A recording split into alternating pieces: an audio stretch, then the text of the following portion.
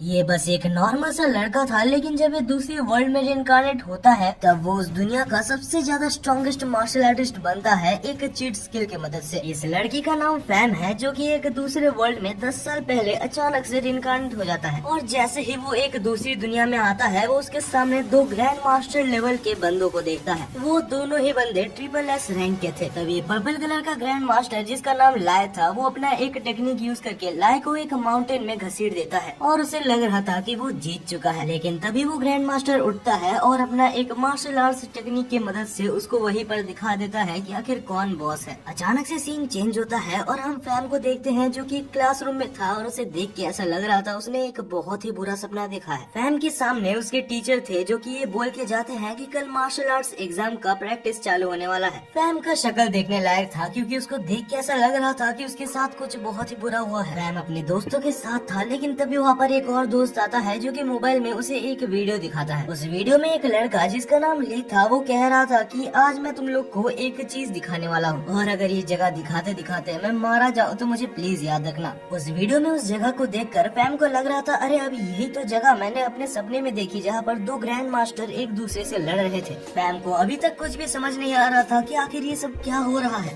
कुछ देर बाद ये सब वो इंटरनेट में सर्च करता है, जहाँ उसे पता चलता है कि एक पैरेलल वर्ल्ड में एक ऐसी दुनिया है जहाँ पर स्ट्रॉन्ग मार्शल आर्टिस्ट पूरी दुनिया को रूल करते हैं। उसे ये भी पता चलता है कि जो जितना ज्यादा स्ट्रॉन्ग मार्शल आर्टिस्ट होगा, उसकी जिंदगी उतनी ज्यादा बेटर होगी। इसका मतलब कि कल जो उसके स्कूल में मार्शल आर्ट्स का एग्जाम होने वाला है, वो कहीं न कहीं तो रिलेटेड है। तो फैम को लगता है कि उसे इस एग्जाम में पार्टिसिपेट करना चाहिए, लेकिन उसे इस एग्जाम में पार्टिसिपेट करने के लिए 10,000 रूपए देने होंगे। और क्योंकि फैम एक दूसरी वर्ल्ड में रिइंकार्नेट हुआ है, तो उसे अभी दूसरी फैमिली भी मिली ही होगी। वो तो बस यही उम्मीद कर रहा था कि उसकी ये वाली फैमिली थोड़ी सी रिच हो, क्योंकि उसे इस एग्जाम में पार्टिसिपेट करना है। और अब कुछ देर बाद खोजते खोजते फैम अपने फैमिली के पास पहुंच जाता है, जहां पर जैसे ही वो अपने घर के अंदर घुसता है तो वो अपनी छोटी बहन को देखता है। वो एक छोटी सी बहन को अपने पास देखकर खुश हो जाता है और उसका गाल चिपने लगता है। कुछ देर बाद उसकी फैमिली एक साथ खाने बैठती है, जहां पर फैम अपने फादर से पूछता है, तो फादर, क्या मैं इस मार्शल आर्ट्स एग्जाम में पार्टिसिपेट कर सकता हूँ? मार्शल आर्ट्स का नाम सुनकर उसके फादर थोड़े से चुप हो जाते हैं और वहाँ से उठ के चले जाते हैं। लेकिन कुछ ही देर में उसके फादर वापस आते हैं और बहुत ही खुशी खुशी कहते हैं कि ठीक है, और उसके सामने 10,000 रूपए रख देते हैं। ऐसा नहीं है कि उसकी फैमिली बहुत ज्यादा रिच है, लेकिन इस दुनिया में फैम के फादर एक अच्छे आदमी है, जो कि अपने बेटे के इच्छाओं को दबा के नहीं मारते। जहां हम ये भी देखते हैं कि फैम की मदर, जो एक हाउसवाइफ थी, वो भी काम करने लगती है, ताकि वो कुछ पैसे कमा कर हेल्प कर सके फैम की मार्शल आर्ट्स में। अगले दिन सुबह जब फैम के दोस्तों को पता चलता है कि उसने 10,000 रूपए देकर मार्शल आर्ट्स में एडमिशन करवाया है, तब उसके दोस्त बोलते हैं कि तुम्हारे फैमिली ने इस पे बेकार पैसे वेस्ट किए, क्योंकि इसका कोई फायदा नहीं है। तभी हमें टीचर को दिखाया जाता है, जो कि कहता है कि एक बंदा जिसका नाम वैंग है, जो कि एक बहुत ही अच्छा मार्शल आर्टिस्ट है, वो कल हमारे स्कूल को विजिट करने वाला है और वो तुम सबको कुछ इन्फॉर्मेशन भी देगा।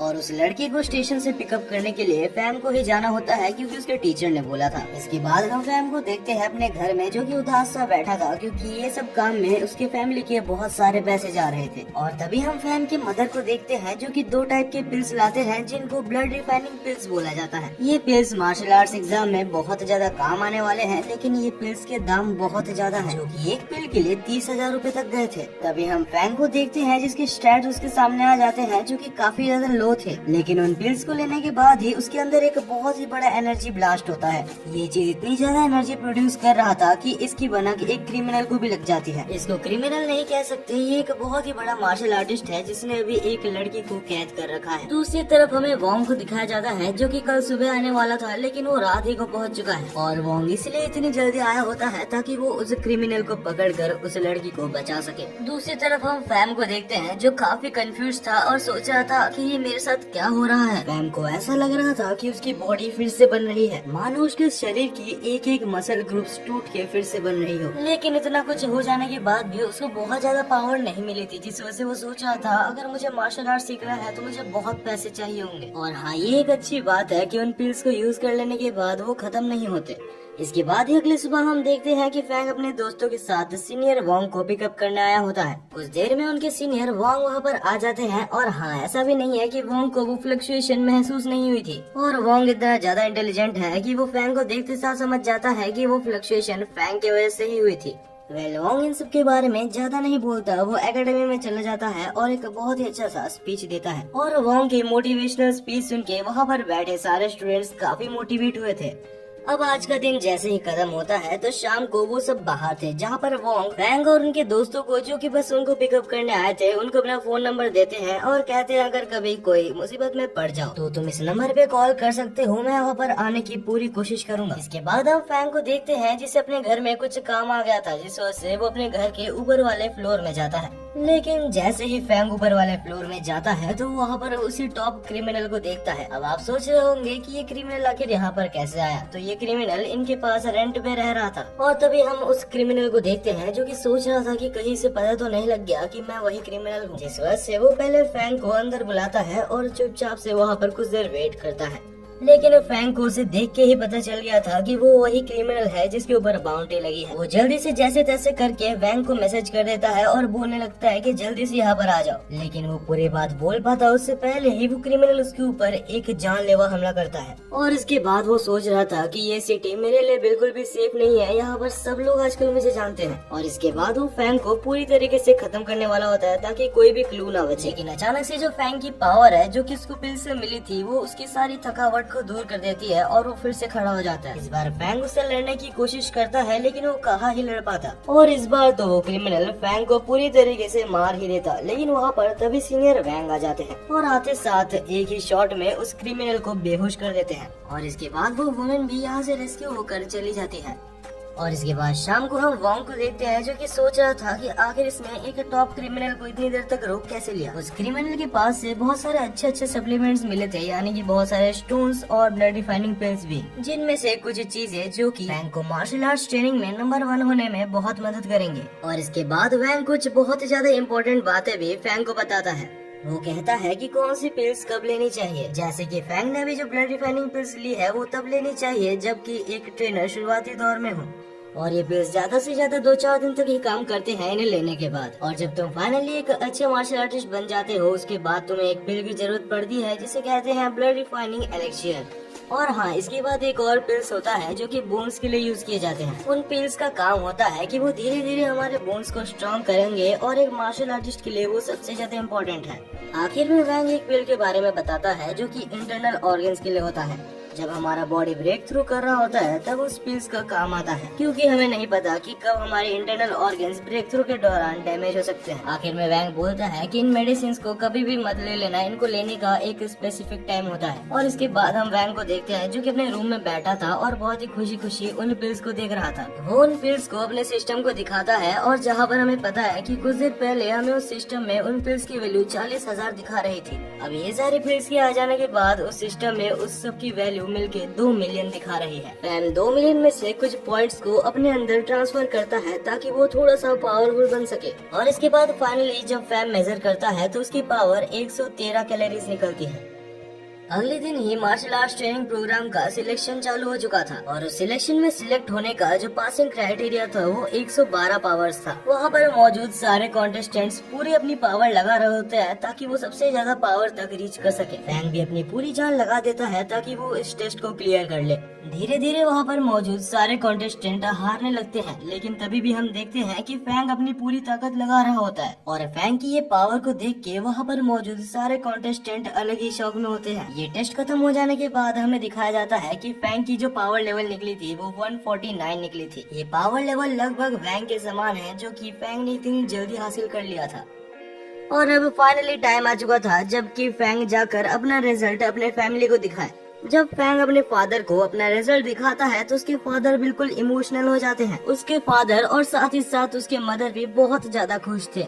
अब हमें अगले दिन का सीन दिखाया जाता है जहाँ पर फैंग अपने सीनियर वैंग के पास जाता है जो कि उसको कांग्रेचुलेशंस बोलता है ये टेस्ट को क्लियर करने के लिए। और इसके बाद वैंग अपने मास्टर की बेटी से फैंग को इंट्रोड्यूस करवाता है। और इसके बाद वैंग थोड़ा सा इमोशनल हो जाता है और पास्ट को याद करता है जब उसके मास्टर जिंदा थे। ह्यूमैनिटी को बचाने के लिए उसके मास्टर ने अपनी जान दे दी थी। हालांकि वैंग ने अपने मास्टर को बचाने की कोशिश की थी ये कहकर कि अगर आप चले जाते हैं तो मैं आपकी बेटी से शादी कर लूंगा। लेकिन तो वैंग के मास्टर उसको डांट के चले जाते हैं और कहते हैं अगर ऐसा तुमने किया तो तुम्हें पाप लगेगा क्योंकि वो एक बच्ची है। तभी हम प्रेजेंट में वैंग को देखते हैं जो कि अचानक से फैंग के ऊपर हमला कर देता है और उसको बोलता है कि तुम्हारी बॉडी अभी भी बहुत कमजोर है।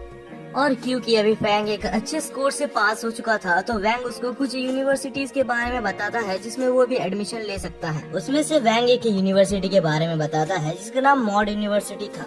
अब वैंग ने टोटल 4 यूनिवर्सिटीज के नाम बताए थे, लेकिन मॉड यूनिवर्सिटी एक बहुत ही अच्छा ऑप्शन है।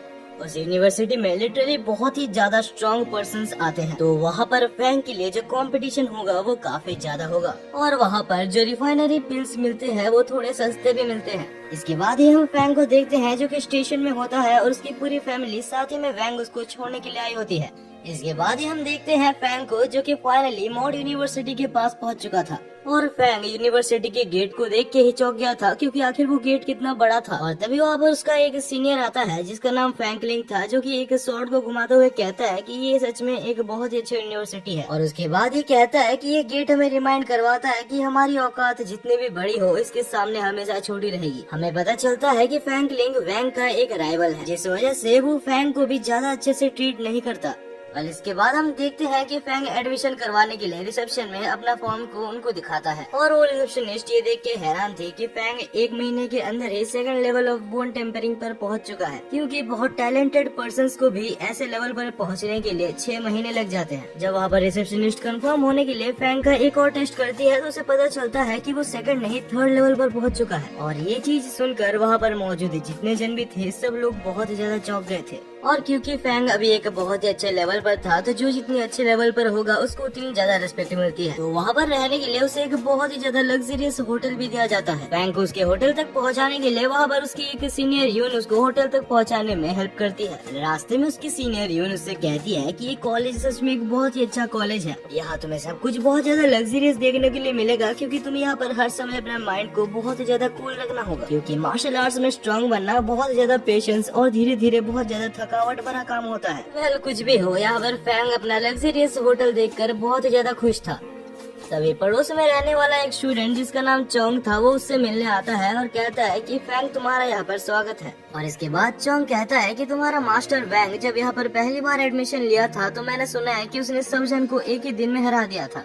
वो सच में एक बहुत ही ज्यादा स्ट्रॉन्ग मार्शल आर्टिस्ट है और मैं ये भी एग्री करता हूँ कि तुम तो अभी मेरे से ज्यादा ही स्ट्रॉन्ग हो, क्योंकि मैंने सुना कि तुम अभी 3rd बोन टेम्परिंग लेवल पर हो और जहाँ पर मैं तो बस 1 लेवल का मार्शल आर्टिस्ट हूँ। अब ये सब बातें खत्म हो जाने के बाद ये सब मिलकर एक फील्ड में जाते हैं, क्योंकि उस फील्ड में अभी सबको बुलाया गया था ताकि वो लोग मीटिंग कर सके। फैंग और उसके दोस्त तो टाइम पर पहुंच जाते हैं, लेकिन जो लोग टाइम के बाद आते हैं वहाँ पर उनको घुसने नहीं दिया जाता, जिस वजह से वो लोग कंप्लेन करने लगते हैं और कहते हैं कि हम लोग बस 2 मिनट ही तो लेट हुए थे। लेकिन तभी वहाँ पर टीचर आ जाते हैं जो कि अपना ऑरा को रिलीज करते हैं, जिससे कि सब लोग बिल्कुल चुप हो जाते हैं। टीचर बहुत ही गुस्से में और बिल्कुल सीरियसली कहता है कि जो लोग लेट हो गए हैं वो लोग यहाँ पर एंटर नहीं कर सकते। मॉड एकेडमी एक बहुत ही स्ट्रिक्ट एकेडमी है और हम सब तुमसे ये उम्मीद करते हैं कि तुम लोग डिसिप्लिन में रहोगे। और इसके बाद टीचर बोलते हैं कि जो जो लोग लेट हो गए हैं उनके 20 क्रेडिट पॉइंट्स हम लोग माइनस कर लेंगे। अगर आपको आइडिया नहीं है तो 1 क्रेडिट पॉइंट का दाम बाहर की दुनिया में 30,000 रूपए है और एक न्यू कमर को एकेडमी में बस 50 क्रेडिट पॉइंट्स ही दिया जाता है। और ये सुन के वहाँ पर जो लोग लेट हुए थे सब लोग बहुत ज्यादा पैनिक करने लगते हैं। तभी यहाँ पर धीरे धीरे सारे टीचर्स आ जाते हैं और एक से एक टीचर बढ़कर थे। आने के बाद वहाँ पर सारे टीचर्स मिलकर अपना ऑरा को रिलीज करते हैं, जिससे कि वहाँ पर बैठे जितने भी लोग थे सब लोग पीछे चले जाते हैं। लेकिन हमारा फैंग इस चीज को एक चैलेंज की तरह लेता है और वहाँ पर अपना पावर को रिलीज करते हुए वहीं पर डटे रहने की कोशिश करता है। ये देखकर वहाँ पर टीचर्स इम्प्रेस होते हैं और कहते हैं कि तुम अभी तक एक मार्शल आर्टिस्ट भी नहीं बने, फिर भी तुम बहुत स्ट्रॉन्ग हो। और हम देखते हैं इसके बाद वहाँ के हेड मास्टर को, जो कि आता है और वो एक 8th लेवल का मार्शल आर्टिस्ट था। उसका ऑरा वहाँ पर मौजूद सारे लोगों से बिल्कुल ही डिफरेंट था। तब वहाँ पर जो सबसे पहला टीचर था वो कहता है कि तुम सबको एक सबसे हाई ग्रेड का ब्लड रिफाइनिंग फील्ड दिया जाएगा और साथ ही साथ कुछ देर में तुम लोगों का ट्रेनिंग भी हम लोग चालू करने वाले हैं। ट्रेनिंग सेक्टर में टोटल 9 फ्लोर्स है, लेकिन तुम जैसे बिगिनर्स को सिर्फ 4th फ्लोर तक ही जाने का इजाजत है। इस बिल्डिंग में मौजूद हर फ्लोर एक अलग अलग चीज को स्पेसिफाई करती है, जिससे कि तुम्हें मदद मिलेगी एक अच्छा मार्शल आर्टिस्ट बनने में। कंपटीशन का मेन रूल यही होता है कि जो जिस फ्लोर में एंड में रहेगा उससे उसी कॉलेज में असाइन कर दिया जाएगा। यानी कि बेसिकली यहाँ पर लोगों को एक दूसरे से लड़कर ऊपर जाना है, जिससे कि उसको एक अच्छा कॉलेज और अच्छा लाइफस्टाइल मिल सके। हमें ये भी बताया जाता है कि हर फ्लोर में ज्यादा से ज्यादा 400 लोग ही रह सकते हैं और अगर टाइम खत्म होने के बाद कोई दूसरे फ्लोर में आता है तो उसे वहीं पर एलिमिनेट कर दिया जाएगा और साथ ही साथ उसके 30 क्रेडिट पॉइंट भी ले लिए जाएंगे। अब इसका मतलब यही है कि जो जितना ऊपर जा सकता है उसको उतना अच्छा कॉलेज मिलेगा। अगले सीन में हम देखते हैं वो सभी को बिल्डिंग के अंदर, जहाँ पर फैंग बोलता है कि तो ठीक है, फाइटिंग चालू हो चुकी है और मैं तुम्हें मिलता हूँ 4th फ्लोर में। ये सुन के डोंग बोलता है कि अरे भाई कहाँ भाग रहा है, मेरे को तो लेके जा। हम देखते हैं फैंग जब ऊपर जाने की कोशिश कर रहा था तो उसके सामने बहुत जन आते हैं, लेकिन फैंग के लिए वो कोई बड़ी चुनौती नहीं थी। वो इतने ज्यादा वीक थे कि फैंग को लग रहा था कि इनको कोई क्लास 2 का बच्चा भी हरा सकता है। ऊपर जाते जाते वो सोच रहा था कहीं यहाँ पर फैंग ने मेरे को कोई गलत इंस्टीट्यूशन तो नहीं बता दिया, क्योंकि उसने बोला था कि यहाँ पर बहुत कॉम्पिटिटिव लोग मिलते हैं, लेकिन वहाँ पर 1-2 को छोड़कर कोई भी सीरियस नहीं लग रहा था जो कि सच में मार्शल आर्ट सीखना चाहता हो। दूसरी तरफ हम डोंग को देखते हैं जो कि अच्छा खासा लड़ रहा था, लेकिन तभी वहाँ पर एक मोटा आता है जो कि उसके पैर को खाने लगता है। अगले सीन में हमें एक लड़के को दिखाया जाता है जो कि सबसे पहला था, जो कि 4th फ्लोर में पहुंचा था। नहीं पता क्यों, लेकिन वहाँ पर फैंगलिंग भी था जो कि वहाँ पर उसको देखकर मुस्कुरा रहा था। करीबन 1500 स्टूडेंट्स में से 100 या 200 बंदे ही होते हैं जो कि 4th फ्लोर तक पहुँच पाते हैं। हमें पता है कि एक फ्लोर में ज्यादा से ज्यादा 400 लोग ही रह सकते हैं और धीरे धीरे 4th फ्लोर भी भर रहा था और अभी तक फैंग वहाँ पर नहीं पहुँचा था। लेकिन जैसे ही वहाँ पर डोंग आता है उसके 5 मिनट के अंदर ही फैंग भी वहाँ पर आ जाता है। फैंग 4th फ्लोर पर पहुँच तो गया था, लेकिन वो काफी डिसअपॉइंटेड और बहुत ज्यादा गुस्सा था।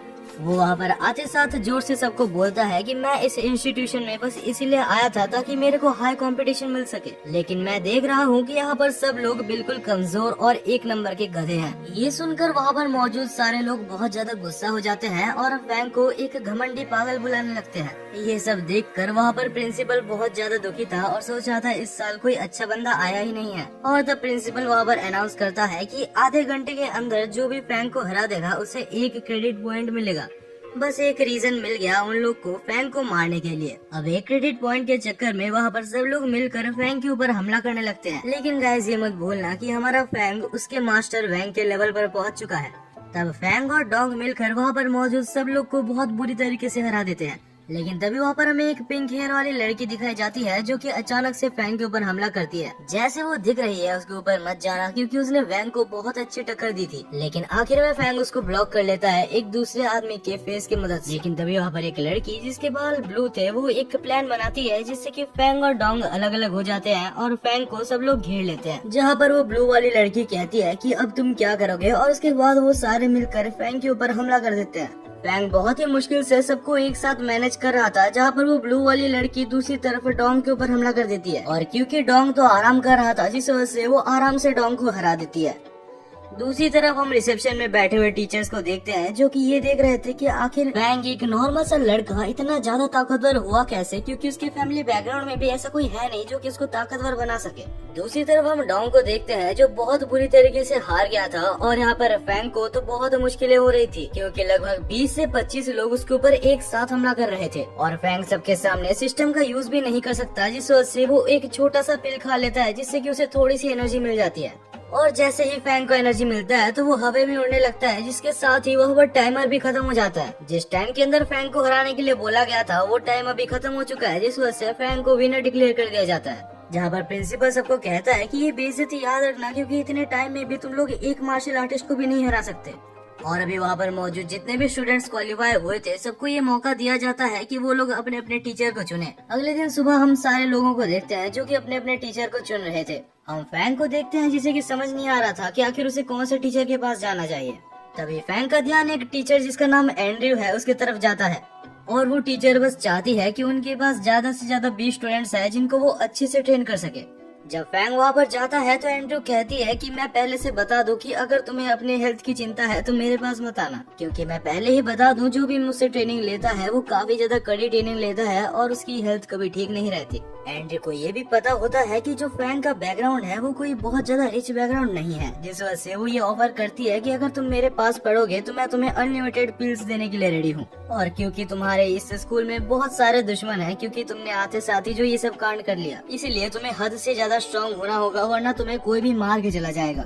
अब ये सब चीजें सुनने के बाद वो ज्यादा नहीं सोचता और फैंग एंड्रयू के पास रजिस्टर करवा लेता है। अगले दिन से फैंग की ट्यूटरिंग क्लास चालू होती है, जहाँ पर वो सबसे पहले उसे कुछ बेसिक चीजें बताती है। एंड्रयू बताती है कि अगर तुम्हें सबसे पहले स्ट्रॉन्ग बनना है तो तुम्हें अपनी बॉडी के सारे चैनल्स को खोलना होगा, जिससे कि तुम्हारे ब्लड को ज्यादा से ज्यादा जगह मिलेगी वो पास कर सके। वो कहती है कि सबसे पहले तुम्हें ऑर्गन प्रोटेक्टिव पिल्स और बोन रिफाइनिंग पिल्स लेने चाहिए, जिससे कि तुम्हारे ऑर्गन सबसे ज्यादा बेस्ट रहेंगे, और ये बेस्ट होगा अगर तुम्हें रैंक 1 तक पहुंचना है तो। और इसके बाद एंड्रयू फैंग को कुछ ब्लड रिफाइनिंग पिल्स देती है, जिससे कि उसके बाकी गेट्स खुल सके। जैसे ही फैंग उन ब्लड रिफाइनिंग पिल्स को लेता है तो उसके अंदर एक अलग ही एनर्जी फ्लो करने लगती है और उसके बाकी के गेट्स भी खुल जाते हैं। और ये देख के वो काफी खुश हो जाता है और कहता है, अरे एंड्रयू मैडम, मेरे को बहुत ज्यादा खुशी है कि आप मेरे टीचर हो। लेकिन ज्यादा करने की वजह से उसे 1-2 थप्पड़ मिल जाता है और वो सो जाता है। इसके बाद हमें अगले दिन का सीन दिखाया जाता है, जहाँ पर फैंग, एंड्रयू और एक स्टूडेंट जो कि वही ब्लू वाली लड़की थी, वो सब मिलकर किक्स की प्रैक्टिस कर रहे थे। और जैसे ही एंड्रयू एक किक मारकर वो दोनों को दिखाती है तो वो दोनों ही चौंक जाते हैं, क्योंकि एंड्रयू की किक काफी ज्यादा ताकतवर थी।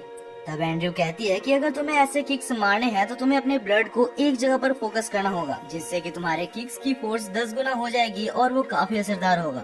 तब हम देखते हैं फैंग को, जो कि दिमाग लगाते हुए अपने बोन टेम्परिंग के साथ अपने ब्लड को मिक्स कर कर एक जगह पर बहुत ही असरदार किक मारता है। लेकिन वो थोड़ा उल्टा हो जाता है, क्योंकि फैंग का जो पैर था उसमें क्रैक आ चुका था। अब शाम को फैंग हॉस्पिटल में जाता है, लेकिन उसका पैर अभी तक पूरी तरीके से ठीक नहीं हुआ था। हॉस्पिटल में जाके वो जब उन पिल्स को खरीदने की कोशिश करता है जिससे कि बोन्स ठीक होते हैं, तब उनका प्राइस देखकर वो चौंक जाता है, क्योंकि एक बोन ठीक करने वाले पिल्स का दाम करीबन 1 मिलियन रुपीस था बाहर के वर्ल्ड में। और अच्छा हुआ कि ट्रायल के दौरान उसने सारे क्लासमेट्स को हराकर कुछ पैसे कमाए थे, जिस पैसे की मदद से वो उस पिल्स को खरीद लेता है। और जब इतने सारे पैसे खर्च करने के बाद वो वापस जा ही रहा होता है कि उसके सामने 3 सीनियर्स आ जाते हैं, और उन सीनियर्स के छोटे छोटे भाइयों को वैंग ने हराया था, जिस वजह से वो सीनियर्स कहते हैं कि मैं अभी वैंग को बहुत ही बुरी तरीके से मारूंगा और उसके बाद वैंग को दिखाऊंगा कि उसने कितनी बड़ी गलती की है। वैंग इस चैलेंज को एक्सेप्ट कर लेता है, क्योंकि आखिर वो उसके टीचर की इज्जत की बात है। इसके बाद ही हम सबको फाइटिंग रिंग में देखते हैं, जहाँ पर एक सीनियर सबसे पहले हमला करता है फैंग के ऊपर, लेकिन फैंग उस अटैक को डॉज कर सीनियर को ही मार देता है। और हाँ, फैंग का तो अभी पैर भी टूटा हुआ है, लेकिन वो फिर भी लड़ाई कर रहा है। और इसके बाद फैंग अपनी टीचर की बोली हुई बात को याद करते हुए ऊपर जंप करता है और अपने सारे ब्लड एनर्जी को अपने पैरों पर इकट्ठा करके एक बहुत ही खतरनाक वाला किक उनके ऊपर करता है, जिससे कि वो तीनों ही सीनियर्स काफी बुरी तरीके से हार जाते हैं। रेफरी तो अलग ही शौक में था कि एक नया आया वो बंदा इतना स्ट्रॉन्ग कैसे हो सकता है। तभी हमें एक प्लॉट ट्विस्ट देखने के लिए मिलता है, क्योंकि ये सारी फाइट वहाँ पर पीछे से खड़े होकर वैंग भी देख रहा था। वैंग कहता है कि अगर किसी भी सीनियर को मेरे स्टूडेंट से परेशानी है तो वो मेरे से आकर डायरेक्ट लड़ सकता है। इसके बाद हम देखते हैं फैंगलिंग को, जो कि वैंग और फैंग के साथ बैठा हुआ था। अब ये तो है कि फैंगलिंग अपने कोई काम के लिए ही वैंग के साथ बैठा हुआ है। अब कुछ देर बाद वैंग बोलता है कि कुछ ही दिनों के अंदर यहाँ पर एक और बहुत ही बड़ा टेस्ट होने वाला है। वैंग कहता है कि मुझे ये एग्जाम के बारे में ज्यादा नहीं पता, लेकिन फैंग तुम्हें जल्दी से जल्दी इस एग्जाम के लिए प्रिपेयर कर लेना चाहिए। इसके बाद सीन चेंज होता है और हम सबको देखते हैं रिसेप्शन में, जहाँ पर टीचर इसी टेस्ट के बारे में कह रहे थे कि ये टेस्ट 1 महीने के अंदर चालू होने वाला है, और ये टेस्ट सिर्फ हमारे स्कूल के अंदर ही नहीं बाकी भी 5-6 स्कूलों के साथ होगी। तो ये काफी जरूरी है कि ये टेस्ट हमारे स्कूल में से ही कोई जीते, जिससे कि हमारे स्कूल की रेपुटेशन बने रह सके। जो भी इस कंपटीशन को जीतता है उसे बहुत सारे हाई ग्रेड की पिल्स और बहुत सारे बोन रिफाइनिंग पिल्स भी फ्री में मिलेंगे, और जो भी इस टेस्ट को जीतता है उसे 20% का बूस्ट भी मिलेगा। अब हम देखते हैं प्रिंसिपल मिस एंड्रयू के ऊपर बहुत भरोसा लगाए बैठा होता है, क्योंकि उसकी टीम में ही फैंग होता है। मुझे नहीं पता कि फैंग से सबको इतनी ज्यादा उम्मीदें क्यों है, लेकिन अभी उसको बहुत अच्छी ट्रेनिंग मिलने वाली है। हम देखते हैं इसके बाद बहुत दिनों तक फैंग बहुत कड़ी ट्रेनिंग करता है। उसको तो एक वेपन भी दिया जाता है, लेकिन वो उस वेपन को अच्छे से चला नहीं पा रहा। यहाँ तक कि उसने उस वेपन को चलाते चलाते एक बार तो एकेडमी को ही डिस्ट्रॉय कर दिया था। लेकिन धीरे धीरे टाइम के साथ वो उस वेपन को यूज करना सीख जाता है, और सिर्फ वही नहीं, उसके साथ बहुत सारे स्टूडेंट्स भी अपने आप को इम्प्रूव कर रहे थे। और फाइनली वो दिन आ जाता है जब फाइटिंग चालू होने वाली थी। ये मैच सच में मॉडर्न यूनिवर्सिटी के लिए एक बहुत ही बड़ी मैच है। अब इस कंपटीशन को मजेदार बनाने के लिए वहाँ पर वो होस्ट आता है, जो कि अपना नाम ल्यूक बताता है। और तब ल्यूक कहता है कि ये कोई नॉर्मल टूर्नामेंट नहीं है, तो क्राउड्स प्लीज तुम लोग शांति से बैठना, क्योंकि एक बहुत ही इंटेंस मैच होने वाला है। और यहाँ पर फैंग की छोटी बहन भी आई होती है, जो कि फैंग को चीयर करने वाली थी। अगले सीन में हम फैंग की छोटी बहन और उसके कुछ दोस्त को देखते हैं, जो कि उसके पास आते हैं। उसकी छोटी बहन को देखकर फैंग काफी ज्यादा खुश था, और वो बोलता है कि अभी मुझे कुछ भी कर इसे जीतना होगा। और इसके बाद ही हम ल्यूक को देखते हैं जो कि कहता है कि ये टूर्नामेंट चालू हो चुका है और अभी एक एक करके सारे टीम्स के लीडर स्टेज पे आएंगे। इसके बाद ही पहला एकेडमी आता है जिसके स्टूडेंट्स रेड कपड़े पहने हुए थे और उस एकेडमी का नाम जेंग्यू एकेडमी था और उस टीम के लीडर का नाम हैंग था जो कि अपने टाइम में एक बहुत ही खतरनाक मार्शल आर्टिस्ट रह चुका था। इसके कुछ ही देर बाद हमें ग्रीन टीम भी दिखाया जाता है और येलो टीम भी दिखाया जाता है जो कि आते हैं। आखिर में ल्यूक हमारे फैंग की टीम को भी बुलाता है, कहता है कि ये टीम अभी अभी बनी है और इस टीम के लीडर का नाम फैंग है जो कि एक कंप्लीट न्यू स्टूडेंट है। और इसके बाद ही हमें सारे कैप्टन दिखाए जाते हैं जिनके पेयर्स मैच होने वाले थे, यानी कि आखिर ये सब लोग एक दूसरे से कैसे और किस फॉर्मेट में लड़ेंगे। और जैसे ही रिजल्ट सामने आता है तो हमें दिखाया जाता है रेड टीम ग्रीन टीम का सामना करेगी जहां पर ब्लू टीम येलो टीम का सामना करेगी और जब दोनों में से ही एक एक जन जीत जाएंगे तब उसके बाद दोनों में ही फाइनल्स को करवाया जाएगा। इसके बाद ही के सीन में हम देखते हैं कि पहला राउंड चालू हो चुका था जहां पर रेड और ग्रीन टीम के लीडर्स एक दूसरे को इंट्रोड्यूस करते हैं। जहां रेड टीम के लीडर का नाम तो हमें पता ही है जो कि हैंग है और ग्रीन टीम के लीडर का नाम सू है। सू बिना देरी करते हुए अपनी मैजिकल पावर्स का यूज करते हुए हैंग के ऊपर हमला करता है। हैंग अचानक से हमले को देखकर थोड़ा चौंक गया था लेकिन उसे ब्लॉक कर लेता है और इसके बाद ये सू एक और अपना अटैक करता है जिसका नाम हेवनली क्लैश था, लेकिन नहीं पता कैसे हैंग उस अटैक को भी ऊपर जंप कर डॉज कर लेता है और इसी के साथ हैंग अपने सिग्नेचर मूव का इस्तेमाल करता है जिसका नाम द राइजिंग सन था। लेकिन इस बार सू ने एफर्टलेसली हैंग के सिग्नेचर मूव को भी ब्लॉक कर लिया था। वहाँ पर बैठी ऑडियंस बिल्कुल शॉक थी कि आगे क्या होने वाला है। जहाँ पर हम हैंग को देखते हैं जो अचानक से सू के पीछे चले जाता है और अपने स्वॉर्ड को सू के ऊपर रख देता है और क्योंकि अभी हैंग का जो स्वॉर्ड था वो सू के चेस्ट के ऊपर था तो सू को लग रहा था कि उसका खेल खत्म हो गया, लेकिन तब हैंग ने अपने स्वॉर्ड को थोड़ा सा ढीला कर दिया था जिस वजह से सू को लगता है कि वो अभी भी बच सकता है। लेकिन ये सब हैंग का ही प्लान होता है और जैसे ही सू हिलने की कोशिश करता है तो वो फिर से उसको हरा देता है।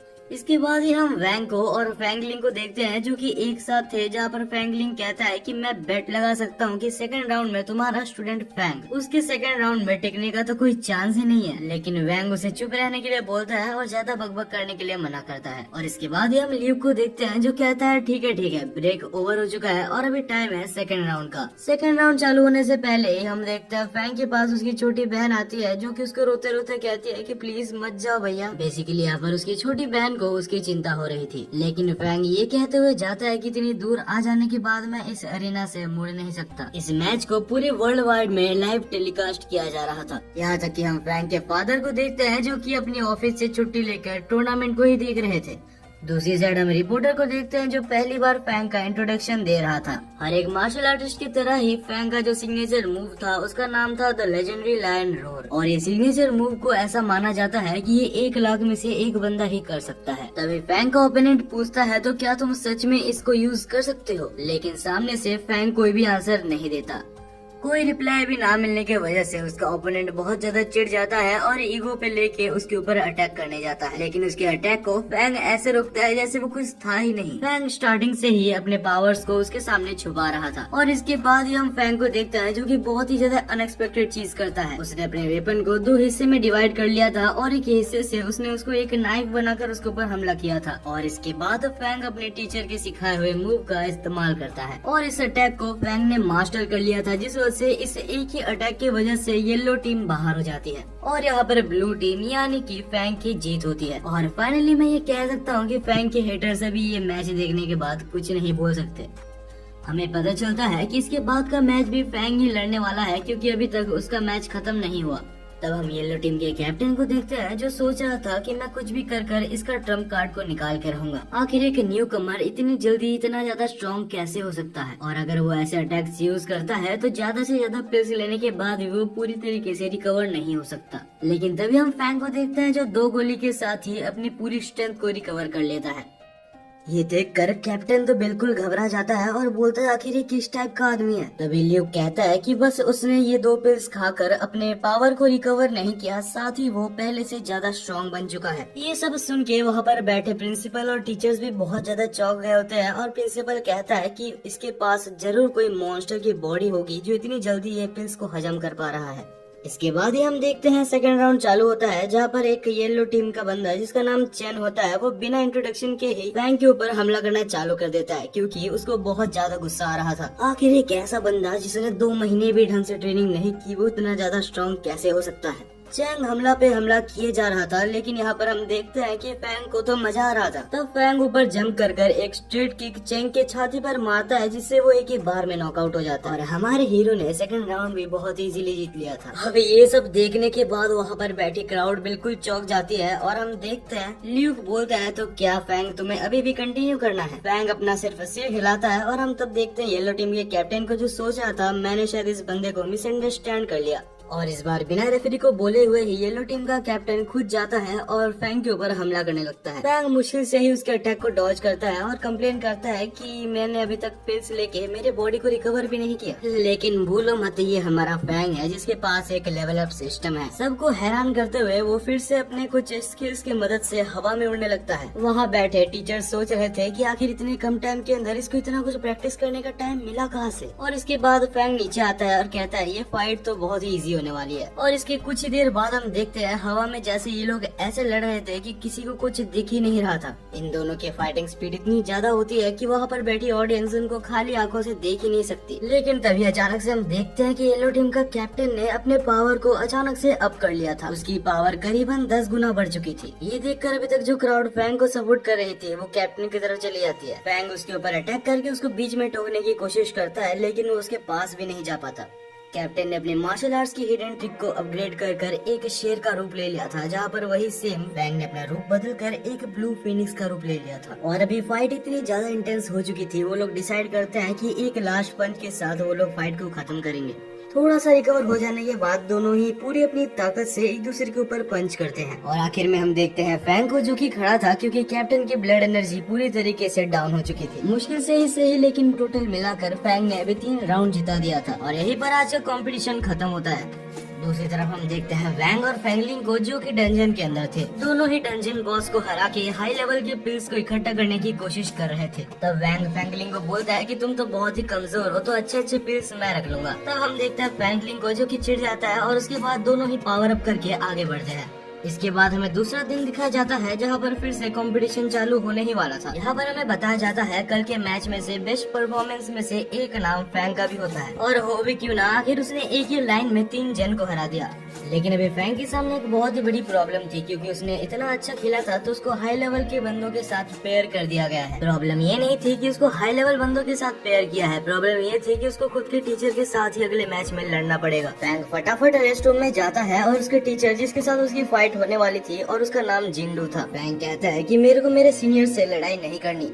लेकिन तब जिंगडू से समझाता है कि तुम्हारी कैपेबिलिटीज बहुत ज्यादा है और वैसे भी एक मार्शल आर्टिस्ट को अपने फाइट से कभी भी दूर नहीं भागना चाहिए, चाहे सामने जो भी हो। तुम्हारे सामने जो भी हो तुम्हें उसे मार गिराना है, और अगर तुम ऐसा नहीं करते तो तुम्हें डंजन में बहुत ज्यादा प्रॉब्लम्स आएंगी। डंजन्स का नाम सुन के वो लोग चौंक जाते हैं, क्योंकि फैंग और उनके दोस्तों को डंजन्स के बारे में अभी तक कुछ भी नहीं बताया गया। वेल, इन सब बातों को साइड रखते हुए टीचर कहते हैं कि तुम्हारे फाइनल फाइट से पहले तुम्हारे ट्रम्प कार्ड को कभी भी रिवील मत करना। सबसे अच्छा यही होगा कि तुम अपने दोस्तों को अगले फाइट में जाने दो और कुछ देर के लिए रेस्ट करो। फैंग को भी लगता है कि उसने बहुत सारे मैचेस लड़ लिए हैं और उसे भी अपनी सीनियर की बात माननी चाहिए, तो वो अगले मैच में खुद जाने के बजाय अपने फ्रेंड डोंग और बाकी सारे फ्रेंड्स को जाने देता है। हम देखते हैं लड़ाई फिर से चालू हो चुकी थी और अभी सेकंड टूर्नामेंट में सबसे पहले रेड कलर के ग्रुप के एक बंदे और यहाँ पर हमारी वो ब्लू वाली लड़की, मेरे को इसका नाम याद नहीं आ रहा है, तो इसको ब्लू बालों वाली लड़की ही कहते हैं। दोनों के बीच में बहुत देर तक लड़ाई चलती है, लेकिन आखिर में वो ब्लू बालों वाली लड़की अपने पैर से रेड ग्रुप के लड़के के शरीर पे एक बहुत ही जोरदार लात मारती है, जिससे कि वो अभी और नहीं लड़ सकता। पहला मैच तो ब्लू टीम जीत जाता है, लेकिन इसके बाद रेड टीम में से रेड टीम के कैप्टन आते हैं और अभी जो लड़ाई होने वाली थी वो रेड टीम के कैप्टन और डोंग के बीच में थी। फाइट जैसे ही चालू होती है तो डोंग कैप्टन के ऊपर हमला कर देता है, लेकिन कैप्टन वो एक रीजन की वजह से है, क्योंकि रेड टीम के कैप्टन ने डोंग के हमले को बहुत ही इजीली ब्लॉक कर लिया था और उसके बाद उस पर अपना स्पेशल हमला करने ही वाला था और डोंग के पास कोई भी चारा नहीं था कि वो उस अटैक को रोक सके। वो अटैक लगने के बाद डोंग हार जाता है, लेकिन वो बिल्कुल भी डिमोटिवेट नहीं होता, क्योंकि उसको पता है कि उसका दोस्त फैंग सब कुछ संभाल लेगा। इसके बाद भी रेड टीम का कैप्टन रुकता नहीं है और वो बोलता है कि एक और कॉन्टेस्टेंट को लाओ, जहाँ पर इस बार ब्लू टीम से चैंग नाम की लड़की आती है। चैंग ने आते साथ कैप्टन के ऊपर हमला करना चालू कर दिया था, लेकिन कैप्टन ने उस अटैक को डॉज कर लिया था। इसके बाद हम देखते हैं कैप्टन को, जो कि उसके ऊपर हमला करता है, लेकिन चैंग ने उस अटैक को डॉज कर लिया था। तभी चैंग अचानक से एक रॉड की मदद से उसके ऊपर फिर से हमला करता है और इस बार चैंग ने बिल्कुल एक रॉड को उसके सीने पर घुसा दिया था। चैंग भले ही हार जाती है लेकिन वो बिल्कुल भी दुखी नहीं है, क्योंकि वहाँ पर बैठी ऑडियंस और बाकी सारे उसके टीममेट्स उसको सपोर्ट कर रहे थे। वो कह रहे थे कि भले ही तुम हार गई लेकिन तुमने अपना बेस्ट दिया है और पूरी कोशिश की है। तभी हम दूसरी साइड देखते हैं वैंग और फ्रैंकलिन को, जो कि बहुत तेजी से भाग रहे थे। उनको एक बहुत ही अच्छा ब्लड नर्चरिंग पिल तो मिला था, लेकिन उनका पीछा कर रहे थे 5th लेवल के मार्शल आर्टिस्ट, और वो बहुत सारे थे जिस वजह से वो दोनों उनको मिलकर नहीं हरा सकते। तब वैंग मजबूरन में वो पिल को छोड़ देता है। सीन फिर से अरीना में शिफ्ट होता है। यहाँ पर ब्लू टीम पूरी कोशिश कर रही थी ताकि वो जीत पाए, लेकिन रेड टीम के कैप्टन के बदले में जो बंदा आया था वो बहुत ही ज्यादा स्ट्रॉन्ग था और उसने 2 मिनट से भी कम टाइम के अंदर में ही ब्लू टीम के एक बंदे को हरा भी दिया था। इस तरीके से फाइनल्स में पहुंचना फ्रैंक की टीम के लिए मुश्किल होता जा रहा था। फ्रैंक को हम देखते हैं जो कि काफी ज्यादा गुस्सा में था और सोच रहा था आखिर मैं अभी क्या करूँ, लेकिन आखिर में कुछ राउंड ब्लू टीम भी जीतती है, इस वजह से वो लोग फाइनली फाइनल्स में सिलेक्ट हो जाते हैं। फ्रैंक की टीम ने फाइनल्स में अपना जगह तो बना लिया था, लेकिन फ्रैंक की टीम में आधा से ज्यादा बंदे बहुत ही ज्यादा इंजर्ड थे। तभी वहाँ पर टीचर आते हैं और सबको बोलते हैं कि बिल्कुल भी डिमोटिवेट मत हो, और साथ ही फैंग वहाँ पर सबको मोटिवेट करने के लिए कुछ अच्छी बातें बोलता है जिससे कि वो लोग फिर से मोटिवेट होते हैं। तभी वहाँ पर एक स्टूडेंट टीचर को पूछता है तो फाइनल्स के लिए जो 3 बच्चे जाने वाले हैं आखिर वो कौन कौन है। टीचर ने बोला था कि ये डिसीजन तुम्हारे लीडर फैंग का होगा। ज्यादातर सारे बंदे इंजर्ड थे। तभी वहाँ पर एक लड़की हाथ उठाती है और कहती है फैंग अगर तुम चाहो तो मैं लड़ सकती हूँ, लेकिन उसके टीचर उसके बारे में थोड़ी सी कंसर्न थी क्योंकि वो बहुत ज्यादा जेंटल है।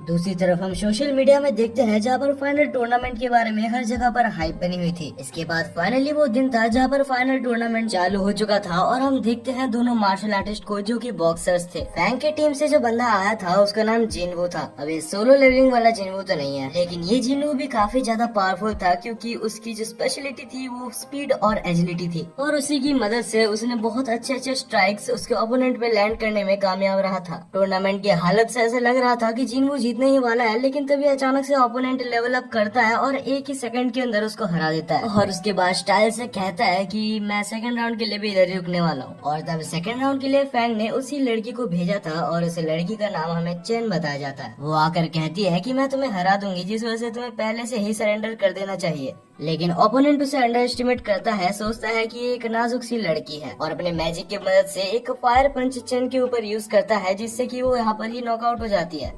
जैसे ही ल्यूक बोलने वाला था कि ब्लू टीम हार चुकी है, तभी एक बहुत ही अनएक्सपेक्टेड चीज होता है। चैन अचानक से उठने लगती है क्योंकि उसकी रिवाइवल पिल उसको फिर से ताकत दे रही थी। चैन तो वापस रिकवर हो चुकी थी, लेकिन उसका ओपोनेंट बेहोश हो गया था क्योंकि उसने बहुत ज्यादा मैजिक यूज कर लिया था, जिस वजह से अभी एक राउंड दोनों ही टीम के हो चुके हैं। और इसके बाद ये रेड टीम के एक वन ऑफ द स्ट्रॉन्गेस्ट बंदे को वहाँ पर बुलाया जाता है, जो कि आते साथ चैन के ऊपर पंचेस की बारिश कर देता है। लेकिन चैन भी अभी अपने आप को होल्ड बैक नहीं करती और अपना एक स्पेशल मूव को यहाँ पर ट्राई करती है। वो मूव सच में इतना ज्यादा ताकतवर था कि उसका हर एक अटैक जाकर उसके ऊपर लग रहा था कि रेड टीम हारने वाली है। लेकिन तभी वो बंदा चैन का पैर पकड़कर उसको नीचे पटक देता है, और इस बार वो बंदा एक ऐसा मूव यूज करता है जो कि उसकी फैमिली की ट्रेजर है।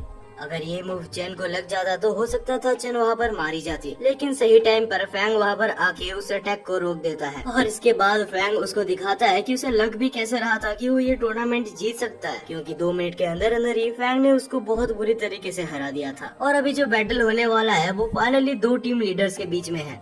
रेड टीम कैप्टन हैंग वहाँ पर बिना इंट्रोडक्शन के ही फैंग के ऊपर अटैक करना चालू कर देता है, और फैंग तभी वहाँ पर अपना एक स्पेशल मूव यूज करता है, ब्लड ब्रस्ट फ्रेंजी। लेकिन तब हैंग भी उस अटैक को रोक देता है अपने ही एक मूव के द्वारा, जिसने कि फैंग के अटैक को मिड एयर में ही रोक दिया था। तभी हम देखते हैं फैंग को जो कि फिर से एक अटैक करने जाता है, लेकिन तभी हैंग उसके पीछे आकर एक डंडे से उसके सिर पर बहुत जोर से मारता है, जिससे कि फैंग को बहुत ज्यादा जोर से लगता है और उसको बहुत सारी इंजरीज भी होती है। लेकिन वो चुपचाप से कुछ पिल्स खाकर अपने सिस्टम की मदद से बहुत जल्दी रिकवर हो जाता है और अब वो फिर से रेडी है फाइट बैक करने के लिए। दूसरी तरफ हम वैंग और फ्रैंकलिन को देखते हैं जो कि हॉस्पिटल के बेड में थे, और वहाँ पर टीवी में यही शो को देखते हुए कहते हैं कि 2 पिल्स के साथ आखिर फैंग इतनी जल्दी रिकवर कैसे हो रहा है। वापस बैटलफील्ड में हम हैंग शू को देखते हैं जो बहुत सारे अटैक्स यहाँ पर फैंग के ऊपर कर चुका था। फैंग उस अटैक को डॉज नहीं कर पाता और वो नीचे गिर जाता है। फैंग अब इतनी बुरी हालत में है कि वो हिल तक नहीं पा रहा, यहाँ तक वो बात भी नहीं कर पा रहा। जब ऐसा लग रहा था कि ये सब कुछ खत्म हो चुका है और वो लोग टूर्नामेंट हार ही चुके हैं, तभी आउट ऑफ नोवेयर वो कहीं पर सिस्टम के अंदर चले जाता है और अचानक से पूरी तरीके से रिकवर हो जाता है। अब तुम इसे सिस्टम का मैजिक कह लो या चीट स्किल, लेकिन बाहर की दुनिया में वो सबको ऐसे दिखाता है कि उसने कोई रिकवरी पिल ली है। तभी हैंग शू बोलता है कि तुम्हारा कोई भी ओल्ड अटैक अभी मेरे ऊपर काम नहीं करेगा। लेकिन द फैंग बहुत ज्यादा गुस्से में था और वो अपने ट्रम्प कार्ड को यहाँ पर रिवील करते हुए एक बहुत ही खतरनाक अटैक करता है। उस अटैक का नाम था tiger breaks the army. Hang Shu ने ये बिल्कुल भी नहीं सोचा था कि ये अटैक सच में इतना ज्यादा ताकतवर हो सकता है। इसी एक अटैक ने डिसाइड कर दिया था कि फैंग इस मैच को जीत चुका है। इसी के साथ टूर्नामेंट का पहला पार्ट खत्म होता है और ल्यूक बोलता है कि पार्ट 2 बहुत ही जल्दी आने वाला है। फैंग को ये समझ आ चुका था कि आखिर सिस्टम के साथ भी ये सब कितना ज्यादा हार्ड है, जिस वजह से अभी वो सिस्टम पे रिलाय करना कम कर देता है और खुद से बहुत ज्यादा मेहनत करने लगता है ताकि वो बहुत ज्यादा स्ट्रांग हो सके। कुछ देर बाद हम देखते हैं फैंग और उसके दोस्तों को जो कि जा रहे थे। तभी वहाँ पर उनके सामने बहुत सारे दोस्त आते हैं जो कि फाइनली रिकवर हो चुके थे और वो लोग बहुत ज्यादा खुश थे और फैंग को कांग्रेचुलेशंस बोलते हैं। और उसके कुछ देर बाद वहाँ पर मिले हुए दोस्त सबको अलविदा कहकर अपने अपने घर चले जाते हैं, जहाँ पर फाइनली फैंग भी अपने घर में जाने के लिए ट्रेन में बैठा हुआ था। फैंग न्यूज़पेपर पढ़ते पढ़ते कहता है कि मैंने इस मैच पे 2nd नंबर पर रैंक किया है। तभी वहाँ पर डॉन कहता है कि अगर तुम चाहो तो 1st नंबर पे भी आ सकते हो, बस तुम्हें वैंग को हराना पड़ेगा। फैंग पूरे जोश में था और कहता है कि मैं अपने बड़े भाई को हराने के लिए कुछ भी कर सकता हूँ। तभी शाम को हम देखते हैं कि एक बहुत ही प्यारा मोमेंट के साथ फैंग फाइनली अपने फादर और मदर के पास जाता है। अब इसके बाद हमें अगली सुबह दिखाई जाती है, जहाँ बहुत आराम से और खुशी खुशी फैंग उठता है, क्योंकि आखिरकार वो उसका खुद का घर था जहाँ पर वो इतनी दिन बाद सो रहा है। वो हमें बताता है कि इतने दिन फाइट करने से उसका सिस्टम लेवल अप तो हुआ है, लेकिन इसके पीछे उसे 10 मिलियन रुपए खर्च करने पड़े। और अब तो हद ही हो गई, क्योंकि नेक्स्ट अपग्रेडेशन के लिए वो उसका सिस्टम उसको 100 मिलियन रुपीज मांग रहा है।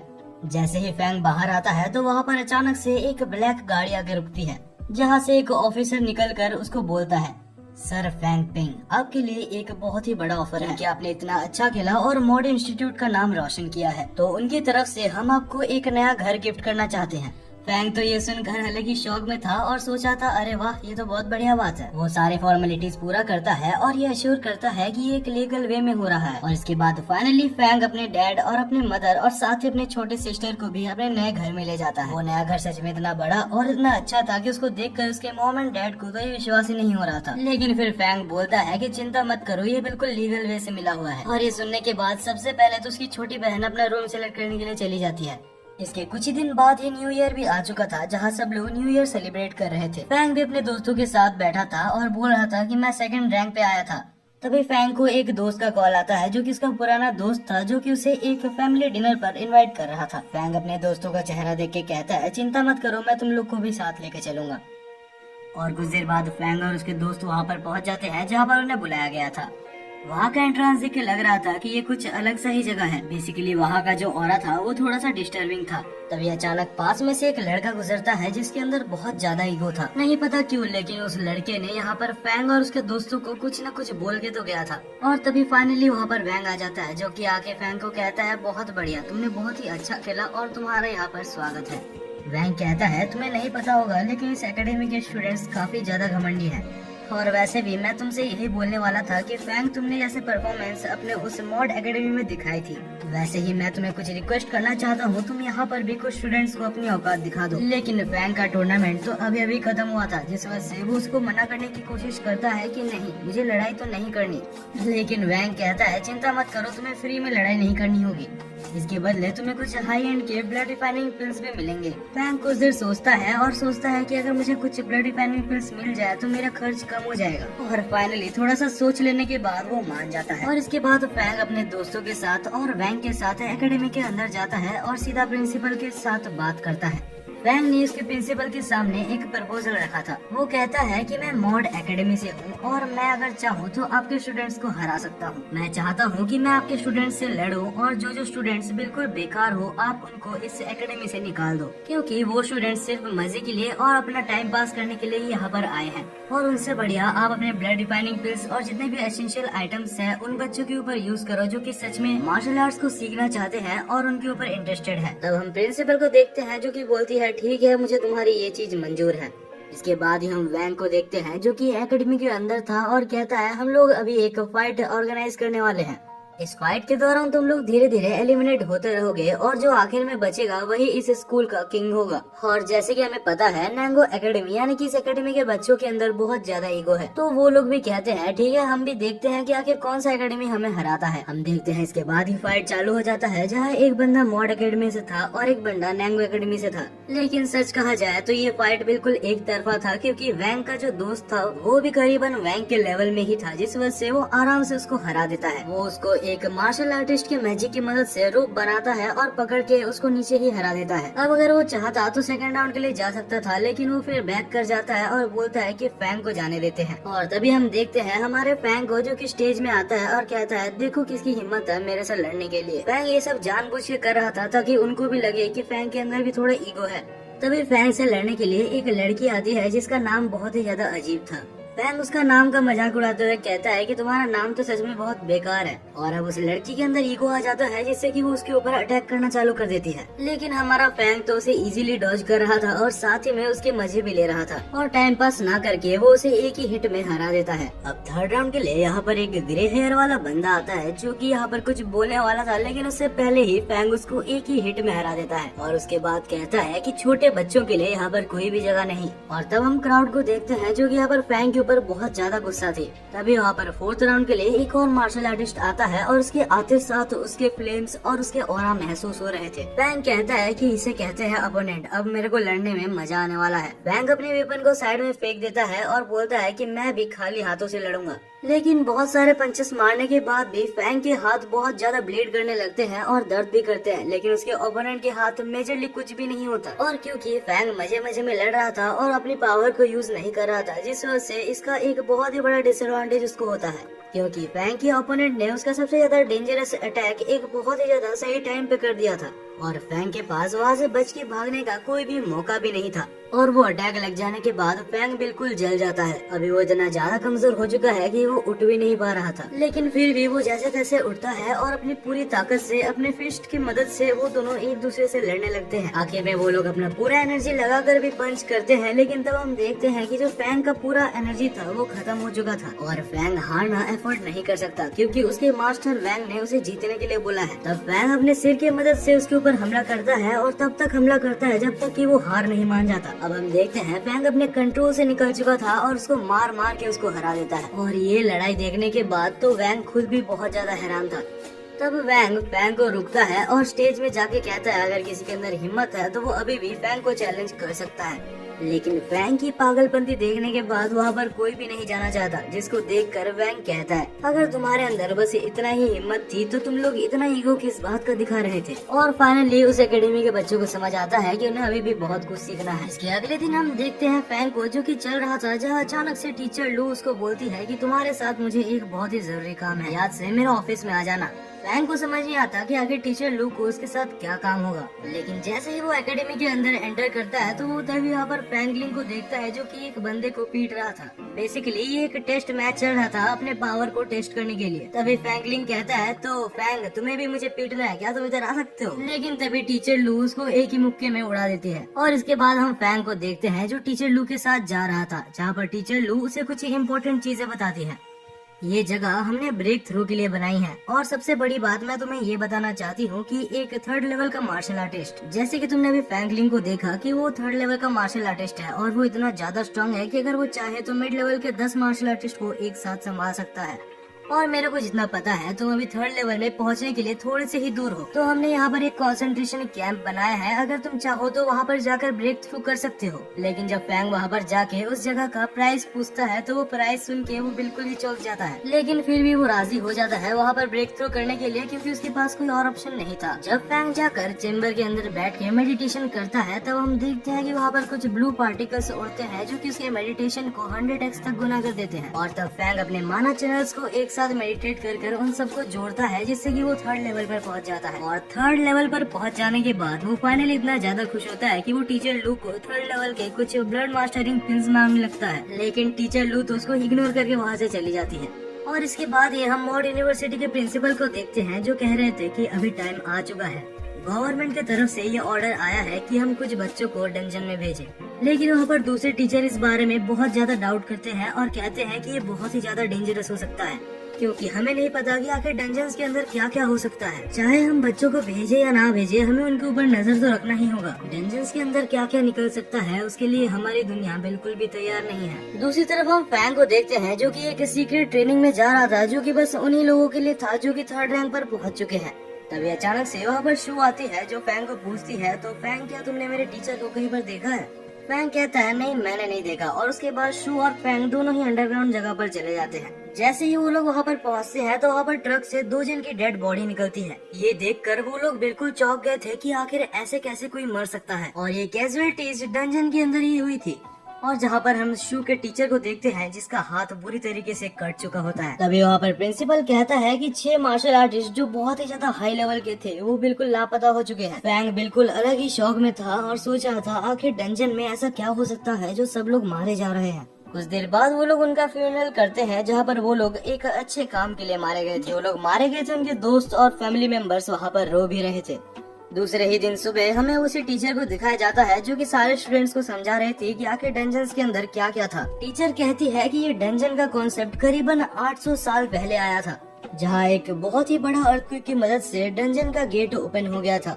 और हमने जब एंट्रेंस में जाने की कोशिश की तो वहाँ पर ही बहुत सारे लोग मारे गए। सुनने को ऐसा ही आया है कि एंट्रेंस में ही लेवल 8 के मार्शल आर्टिस्ट रहते हैं। हमें ये भी बताया जाता है कि इस वर्ल्ड के अंदर 22 डंजन्स है जिनके अंदर बहुत ज्यादा खतरनाक बीस्ट्स हो सकते हैं जिनके बारे में हमें पता तक नहीं। और ऐसा भी मानना है कि उन डंजन्स के अंदर कुछ बहुत ज्यादा वैल्यूएबल रिसोर्सेज भी हैं। इसके बाद ही क्लास खत्म होता है और हम देखते हैं टीचर को जो कि बाहर आते हैं, जहाँ शू अभी भी अपने टीचर को लेके बहुत ज्यादा डिप्रेस थी। लेकिन तब टीचर कहती है कि चिंता मत करो, अगर मैं तुम्हें नहीं सिखा सकती तो टीचर लू तुम्हें जरूर सिखाएंगे। लेकिन तब हम टीचर लू को देखते हैं जो कि कहती है कि पहले मैं इसका टेस्ट लूंगी और उसके बाद ही मैं देखूंगी इसे सिखाना है या नहीं। और तभी हम देखते हैं फैंग को जो कि इधर उधर की बातें करने लगता है ताकि शू को ये सब बातों का बुरा न लग जाए।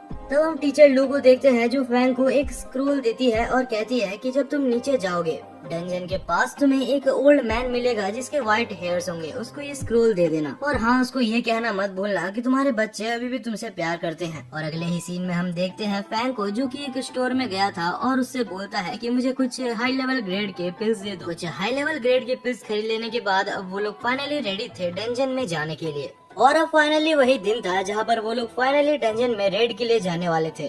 फैंग पिंग अकेला नहीं था, उसके साथ कुछ उसके टीचर्स और साथ ही उसके कुछ अच्छे दोस्त भी थे जो कि उसके साथ जा रहे थे। जाने से पहले प्रिंसिपल कहते हैं कि अब तक तुमने जो कुछ भी सीखा है सब अभी दिखाने का वक्त आ चुका है। मुझे तुम लोग के ऊपर पूरी तरीके से भरोसा है कि तुम लोग ये रेड को क्लियर कर लोगे। और इसके बाद वो लोग एक बस में जाकर डंजन तक पहुंच जाते हैं। लेकिन ट्रिप के दौरान उनके बीच में एक बहुत ही ज्यादा इंटेंस माहौल था, क्योंकि उनको अच्छे से पता है वो कोई मजे या खेल के लिए नहीं जा रहे। ये एक ऐसी जगह है जहाँ पर कुछ लोगों की मौत हो चुकी है। अब वो लोग फाइनली डंजन के पास पहुँच चुके थे, जहाँ सबसे पहले टीचर नीचे उतरते हैं और वहाँ पर एक स्पेशल कार्ड देते हैं जिससे उनको वहाँ पर एंट्री मिल जाती है। जैसे ही वो लोग अंदर आते हैं तो वहाँ पर एक बहुत ही बड़ा लॉबी था, जहाँ पर बीच में एक बिल्डिंग में बहुत सारे क्वेस्ट लिखे हुए थे। अब वहाँ पर मौजूद सारे पार्टीज को ये डिसाइड करना था कि आखिर कौन सा पार्टी कौन सा क्वेस्ट को पूरा करेगा। वहाँ एक ऐसा जगह भी था जहाँ पर वो लोग रेयर आइटम्स को एक्सचेंज या सेल कर सकते हैं। जैसे ही वो लोग अंदर जाते हैं तो वहाँ पर गार्ड्स बहुत ही ज्यादा स्ट्रिक्ट होते हैं। फैंग को वहाँ पर अंदर घुसते साथ कुछ बहुत ही ज्यादा अजीब सा और एंशिएंट सा महसूस होता है। तभी वहाँ पर मौजूद गार्ड्स उनको कहते हैं कि ये जगह बहुत ज्यादा डेंजरस है, अगर एक छोटी सी भी गलती हुई तो तुम्हारी जान जाना यहाँ पर पक्की है। एक सजेशन मैं तुम्हें देना चाहता हूँ कि तुम लोग कभी भी कुछ भी हो जाए एक दूसरे से अलग मत होना, वरना शायद तुम लोग मारे जा सकते हो। अब इसके बाद वो लोग बहुत ज्यादा चौकन्ने हो जाते हैं और अंदर जाते हैं। अंदर जाने पर उनको एक रेड पोर्टल दिखता है। तब ज्यादा टाइम वेस्ट ना करते हुए फैंग डिसाइड करता है सबसे पहले वो जाएगा। जैसे ही फैंग उस पोर्टल को टच करता है तो वो बिल्कुल चौंक जाता है। फैंग को ऐसे देखकर बाकी सब लोग बहुत ज्यादा डर गए थे और सोच रहे थे क्या फैंग को कुछ हो गया। लेकिन उसके बाद फैंग कहता है रिलैक्स रिलैक्स, मैं तो बस मजाक कर रहा था। और इससे इरिटेट होकर फैंग का एक दोस्त उसको लात मार के अंदर घुसा देता है। जैसे ही फैंग अंदर जाता है तो वो एक अजीब सी जगह पर पहुंच जाता है जो कि एक छोटी सी स्पेस थी, और वो जगह पूरी तरीके से मैजिक से बना हुआ था, जहाँ पर टीचर कहता है कि ये जगह धीरे धीरे डेंजरस होती जाएगी। सब लोग बिल्कुल चौकन्ने रहना, क्योंकि यहाँ पर तुम सब खुद को ही बस प्रोटेक्ट कर सकते हो। वैसे भी फैंग, मैं तुम्हें एक चीज बताना चाहता हूँ, इस जगह को पहले कंट्रोल करने के लिए 2 जन लगते थे।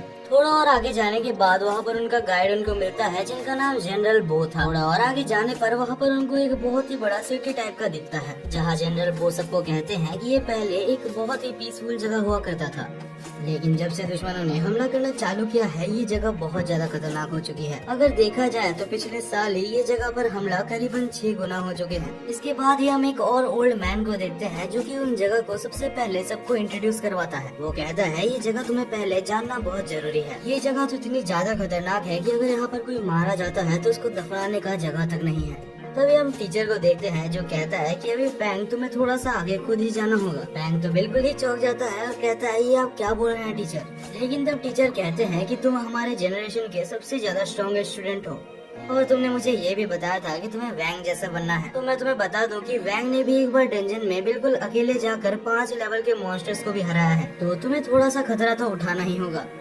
तब फैंग डिसाइड करता है कि वो अकेले आगे जाएगा, लेकिन वो थोड़ा सा आगे जाने वाला होता है उससे पहले ही वो उस जगह पर घूम जाता है। यानी कि हमारा फैंग अभी अपने टीचर्स और अपने दोस्तों से बिल्कुल बिछड़ चुका है और अभी फैंग पिंग के पास कोई रास्ता नहीं है ये अलावा कि वो अपने दोस्तों को खोजे। अब वो अपने दोस्तों को खोजते खोजते थोड़ा आगे बढ़ता है, लेकिन अचानक से उसके ऊपर कोई एक मास्क वॉरियर हमला कर देता है और हमारा फैंग बहुत तेज था जिस वजह से वो उसको नोटिस कर लेता है और एक ही शॉट में उसको नीचे गिरा देता है। फैंग पिंग बार बार बचा था, लेकिन जैसे ही वो पास जाके उसका लॉकेट देखता है तो उसे समझ आता है कि वो एक लेवल 3 का वॉरियर है।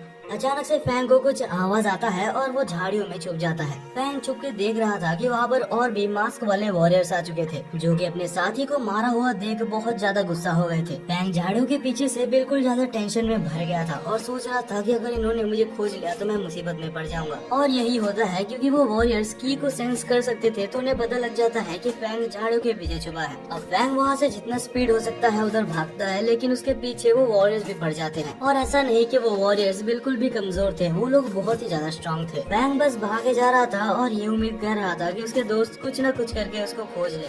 दूसरी तरफ हम टीचर और उनके दोस्तों को देखते हैं जो कि उसके सामने वही डेड बॉडी देखता है जिसको कि फैंग ने मारा था। वो लोग भी फैंग को ही खोज रहे थे और इसके साथ टीचर को पता चल जाता है कि अगर फैंग ने ही इसको मारा है तो इस वक्त वो एक बहुत ही बड़ी मुसीबत में होगा।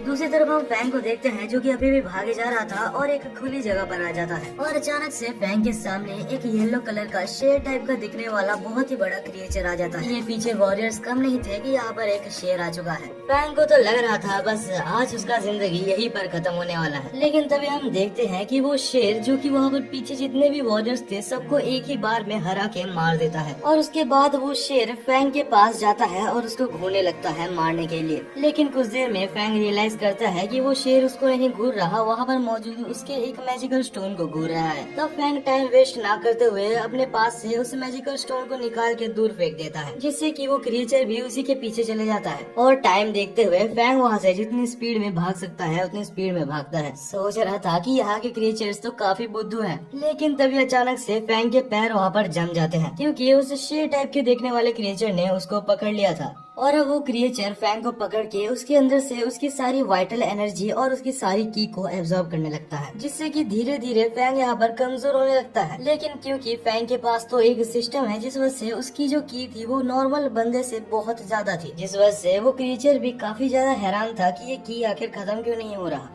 अब वो क्रिएचर जितनी की उसको चाहिए था वो सारी की को एब्जॉर्ब कर लेता है और जब उसका मन भर जाता है तो वो उधर ही जाके सो जाता है। और फैंग की की अभी तक खत्म नहीं हुई थी क्योंकि ये मान लो कि उसके सिस्टम की वजह से उसके पास इन्फिनाइट की थी। दूसरी तरफ क्रू का एक मेंबर जो कि फैंग को ही खोज रहा था और उसे पता है कि इस जंगल में एक ऐसा मॉन्स्टर है जो कि एक लेवल 8 मार्शल आर्टिस्ट से भी ऊपर है और अगर फैंग पिंग के साथ उसका मुकाबला होता है तो कोई चांस नहीं कि वो बच सकता है। दूसरी तरफ हम फैंग को देखते हैं जो कुछ देर में अपनी वाइटल एनर्जी उस शेर को दे रहा था जिस वजह से वो सोए रहे। और इसके बाद ही फैंग देखता है कि कुछ वॉरियर्स जो कि उसके कुछ देर पहले पीछा कर रहे थे वैसे ही कुछ और वॉरियर्स उसके पास से जाते हैं और तभी फैंग डिसाइड करता है कि वो इस शेर का हेल्प लेके ही उनको मार देगा। तभी हम देखते हैं फैंग को जो कि उस शेर का माइंड थोड़ा सा डाइवर्ट करता है और 2 मिनट के अंदर अंदर ही वो शेर उन सबको मार देता है और फिर से वहाँ पर सोने के लिए चला जाता है। और इसके बाद ही फैंग चुपके से जाता है और उन वॉरियर्स के सारी इम्पोर्टेंट चीजों को कलेक्ट कर लेता है जिसको बेच के वो कुछ पैसे भी कमा सकता है। तभी फैंग वहाँ से छुप के थोड़ा सा आगे जाने का डिसाइड करता है और जैसे ही वो थोड़ा सा आगे जाता है तब फैंग वहाँ पर एक बहुत ही स्ट्रेंज चीज देखता है। वहाँ पर झुंड में बहुत सारे क्रिएचर्स थे जो कि व्हाइट कपड़े पहने हुए थे और उनके सिर के ऊपर एक अजीब सा सिंबल बना हुआ था। फैंग चुपचाप से फिर से उस शेर के पास आ जाता है और उसके पास ही बैठना प्रेफर करता है। तभी फैंग अपने सिस्टम के अंदर देखता है कि क्या वो अपग्रेडेशन कर सकता है। लेवल 4 मार्शल आर्टिस्ट बनने के लिए उसे 200 मिलियन रुपीस चाहिए और साथ ही साथ उसका सिस्टम उसे ब्लड का सेक्रीफाइस भी मांग रहा था, जिस वजह से फैंग डिसाइड करता है कि अभी मैं ये नहीं कर सकता। कुछ देर बाद हम फैंग को देखते हैं जो कि उस शेर के साथ बात करने की कोशिश करता है और उसको ये बोलता है कि मैं यहाँ से अगर चले जाता हूँ तो मैं ये वादा करता हूँ कि इसके बाद आके मैं तुम्हें बहुत सारा की दूंगा और साथ ही साथ मैं तुम्हारे लिए बहुत सारे शिकार भी लाऊंगा। और ये कहने के बाद फैंग वहाँ से चुपचाप निकल लेता है और कुछ देर बाद हम देखते हैं कि जैसे तैसे अभी फैंग ने अपने क्रू को खोज लिया था, लेकिन अपने टीचर्स और अपने दोस्तों को खोजते खोजते उसने बहुत सारे जन के साथ फाइट की थी जो कि बहुत ज्यादा डेंजरस था। और जब फैंग वापस आता है तो उसके पूरे शरीर से खून निकल रहा था। इसके बाद ही जल्दी से जल्दी फैंग को हॉस्पिटल में ले जाया जाता है और वहाँ पर उसके टीचर्स उसके ऊपर क्वेश्चंस की बारिश कर देते हैं। तब फैंग कहता है कि मैं जब वहाँ पर था तब मैंने एक बहुत ही बड़ा क्राउड देखा था जिन्होंने व्हाइट कपड़े पहने थे और उनके पास एक अजीब सा सिंबल था। एक्चुअली वो सिंबल कुछ सन और फ्लावर्स जैसे दिख रहे थे। ये सुनने के बाद वहाँ पर मौजूद सारे हाई लेवल टीचर्स बहुत ज्यादा परेशान हो जाते हैं क्योंकि एक बहुत ही ज्यादा सीरियस मैटर है, क्योंकि ऐसा हो सकता है कि वहाँ के लोग अगर चाहे तो ह्यूमैनिटी के ऊपर अटैक करने का प्लान बना रहे हैं। जल्दी से जल्दी वहाँ पर मौजूद सारे टीचर्स एक बहुत ही बढ़िया फोर्स को तैयार करते हैं कि अगर ऐसा कुछ होता भी है तो उस फाइट के लिए ये लोग रेडी रहे। दूसरी तरफ हम फैंग के दोस्तों को देखते हैं जो कह रहे थे अगर ऐसा कुछ होता है तो हम लोग संभाल लेंगे, लेकिन फैंग ऐसा कुछ भी नहीं सोच रहा था क्योंकि उसे पता है कि वहाँ के लेवल कितने ज्यादा हाई है और ये कोई प्रैक्टिस मैच भी नहीं है कि अगर कोई मारा जाता है तो उसको बचाया जा सकता है। लेकिन फैंग ऐसा नहीं है कि वो बस ऐसे ही हार मान जाए। वो टीचर से कुछ हाई लेवल के पिल्स मांगता है और इस बार टीचर मना नहीं करती। उन पिल्स के साथ वो थोड़ा सा रिकवर करता है और डिसाइड करता है कि उसे कुछ भी करके फैंग के लेवल तक पहुँचना होगा। तभी वहाँ पर एक और एलाई एक बहुत ही ज्यादा स्ट्रॉन्ग वेपन लेके आता है जो कि फैंग को मिलती है क्योंकि फैंग ने अभी वहाँ पर अंदर जाके बहुत से लोगों को मारा है और वो वेपन अभी फैंग को बहुत हेल्प कर सकती है वहाँ पर जाके लड़ने के लिए। दूसरी तरफ हम सोल्जर्स और टीचर्स को देखते हैं जो कि बिल्कुल रेडी हो चुके हैं अपने अपने वेपन को लेके। अगले ही पल हम फैंग को देखते हैं जो कि अकेले बैठ के थोड़ा सा मेडिटेट कर रहा था ताकि वो अपने सिस्टम की मदद से थोड़ा सा रिकवर हो सके और अपनी पावर को बूस्ट कर सके।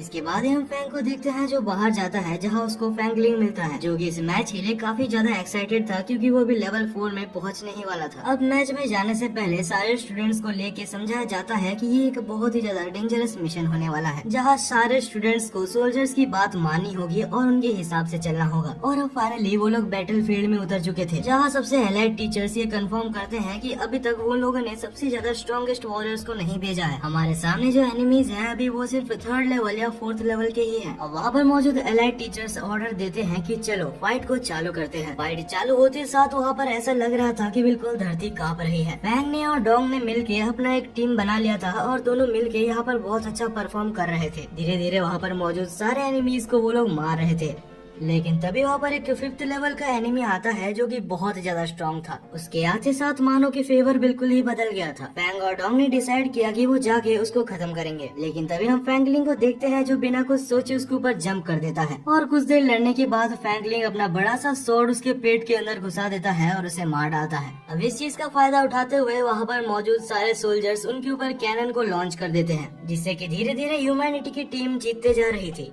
लेकिन ये देख के कि ह्यूमैनिटी की टीम जीत रही है वहाँ से खुद 8th लेवल के मार्शल आर्टिस्ट आ जाते हैं और उनके आते साथ ही बैटल फील्ड की ऑरा बिल्कुल चेंज हो गई थी। मानो वो लोग ऐसे कह रहे थे कि तुम लोग मुझसे नहीं जीत सकते। अब वहाँ पर मौजूद सारे टीचर्स जो कि 6th लेवल के थे वो सारे उनके ऊपर हमला करना चालू कर देते हैं, लेकिन कोई भी टीचर उनको अच्छे से हरा ही नहीं पाता। धीरे धीरे करके वहाँ पर मौजूद सारे सीनियर्स और सारे टीचर्स डिफीट हो रहे थे। माहौल बहुत ज्यादा इंटेंस जा ही रहा था, लेकिन तभी वहाँ पर एंट्री होती है प्रिंसिपल और बाकी सारे एलाइड टीचर्स की, और वो भी 8th लेवल के ऊपर के मार्शल आर्टिस्ट हैं। यहाँ पर मौजूद सारे प्रिंसिपल्स अलग अलग इंस्टीट्यूशंस के 8th लेवल के मार्शल आर्टिस्ट हैं और बाकी एकेडमी के प्रिंसिपल्स ने भी उनके ट्रस्टीज को बुलाया था जैसे कि रेड टीम के हैंग और बाकी सब। अब हम देखते हैं कि ये फाइट बहुत ज्यादा इंटेंस जा रही थी। सारे प्रिंसिपल्स मिलके भी वहाँ पर एनिमी के जनरल को हरा नहीं पा रहे थे। तब हम प्रिंसिपल को देखते हैं जो कि डिसाइड करता है तो अभी मुझे ये करना ही होगा। तब वो वहाँ पर एक सेल्फ सेक्रीफाइस अटैक करता है और वो अटैक इतना ज्यादा बड़ा था कि उससे कोई कोई भी मारा जा सकता था,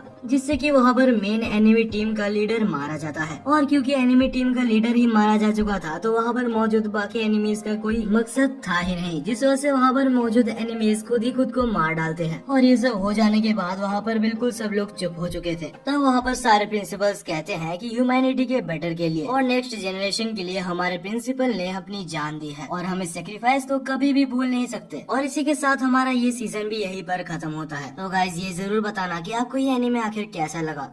और मैं एक छोटा सा गोल रख रहा हूँ, प्लीज 150 कमेंट्स पूरा कर देना। आपके डिमांड पर मैंने 1 घंटे की वीडियो लाई है, तो यार बस कमेंट में इतना बता देना कि ये एनीमे आपको कैसा लगा।